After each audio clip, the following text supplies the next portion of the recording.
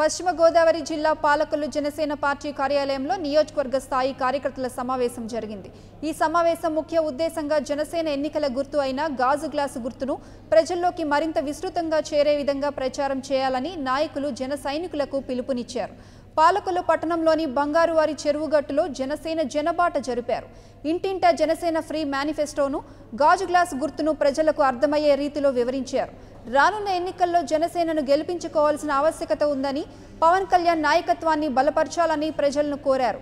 కార్యక్రమంలో జిల్లా joint coordinator ఎర్రా నవీన్, స్థానిక నాయకులు చేగొండి సూర్యప్రకాష్, ఎన్ఆర్ఐ పోలిశెట్టి చంద్రశేఖర్తో పాటు పలువురు జిల్లా స్థానిక నాయకులు, భారీగా జన సైనికులు పాల్గొన్నారు. పాలకొల్లు నియోజకవర్గ జనసేన పార్టీ కార్యకర్తల జన సైనికుల సమావేశం జరిగింది పార్టీ ఆఫీసులో.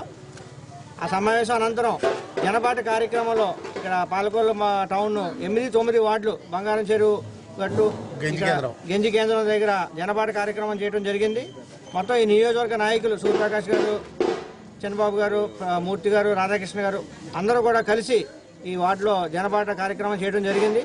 ఇక నుంచి రోజు కూడా ఈ కాన్స్టిట్యున్సీలో రూరల్ మండలం కానీ, అలాగే ఎలమంచిల మండలం కానీ, పోడూరు మండలం కానీ, టౌన్లో కానీ కంటిన్యూగా 15 రోజులు చేసేసి మొత్తం కాన్స్టిట్యున్సీ అంతా కవర్ చేసి మన గాజు గ్లాస్ గుర్తుని. For more updates, please subscribe 99 TV Telugu.